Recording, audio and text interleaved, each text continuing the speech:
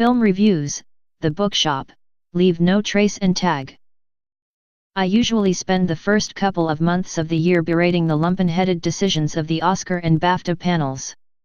Now it looks like I'm going to have to reserve some of my bile for the Goya Awards. When Isabel Coixet was named Best Director at Spain's version of the Academy Awards in February, I hadn't even heard of her award-winning film The Bookshop. But as her adaptation of Penelope Fitzgerald's 1978 novel set in East Anglia had already been a hit in Spain, I made a note to check it out when it came here. Now I've seen the film, I wouldn't trust the Catalan to direct Traffic. It's set in a sleepy coastal town in the 1950s, but this isn't the nostalgia-soaked vision of Sunday TV. For one thing, everyone in the fictional town of Hardborough has a different accent. Even odder is the way they over-enunciate and use wild facial expressions to emphasize seemingly random words. This gives the setup a certain nightmarish quality, like an episode of Call The Midwife directed by David Lynch. Meanwhile, on the soundtrack, a horribly chirpy score is fighting a losing battle with the sombre tones of Julie Christie's narrator. This, she tells us, will be the story of widow Florence Green, Emily Mortimer, and her attempt to open a bookshop in a long-abandoned house. A chance meeting between Florence and a seemingly drunk West Country fisherman adds an element of danger. "You're a woman who don't frighten easily," he shouts at a badly placed microphone. "The only person who reads air is Misterrrr Brundish and I don't think he'll leave home to," as the film's editor cuts him off mid-flow, an unusually experimental technique for this type of production. "It is down to us to complete this sentence." Brundish, thankfully, is played by the reliably competent Bill Nighy, whom we see sitting in the living room of a large country house surrounded by a pile of books. "He adored books with the same passion with which he detested his fellow men," says Christie, as we watch Nighy tearing authors' photographs from dust jackets and tossing them onto the fire. The perky score seems to suggest this is the typical behavior of an English eccentric. But you could be forgiven for interpreting his blank expression as the crazed stare of a pyromaniac. It turns out the picture-burning bookworm isn't the villain of the piece. That role unequivocally belongs to Violet Gaymart, Patricia Clarkson, a retired general's wife and the town's self-appointed leader. We meet her at a stiff soiree where she advises Florence to sell the old house so she can turn it into an arts center. "You think it over," she says menacingly in an accent that Clarkson seems to have invented specifically for the role. At this point, you may be wondering if someone has spiked your popcorn, or whether Coixet is deliberately trying to bring the dark heart of Spanish surrealism to the gentle English period drama. If the Goyas are named after the artist's late black painting series, perhaps Coixet's Gong could make sense? But these suspicions begin to subside when a reasonably interesting plot develops.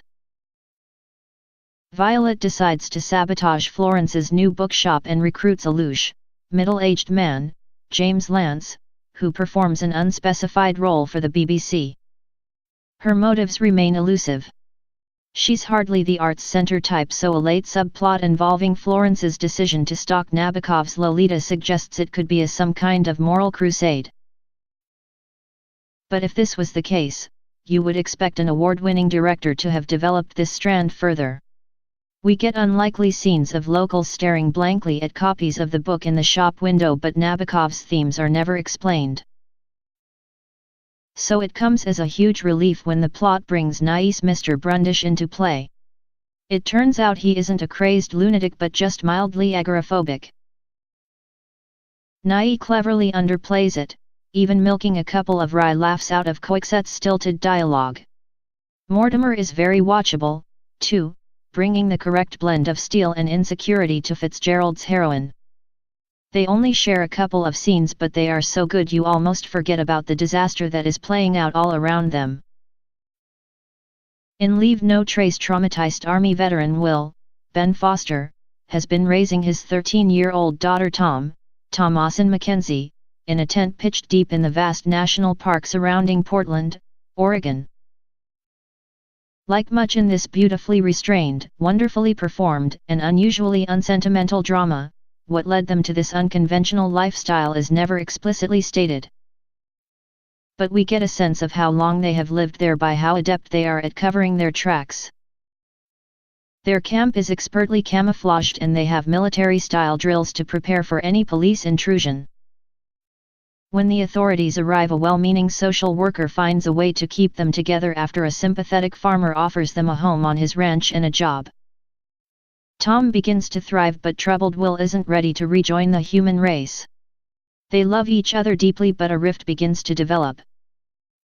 This is one of those rare films that stays with you long after the lights have come up.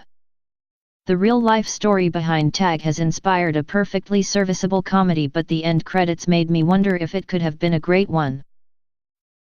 This is where we see grainy footage of a group of chubby, middle-aged men playing the same game of tag that they started in the school playground 3 decades earlier.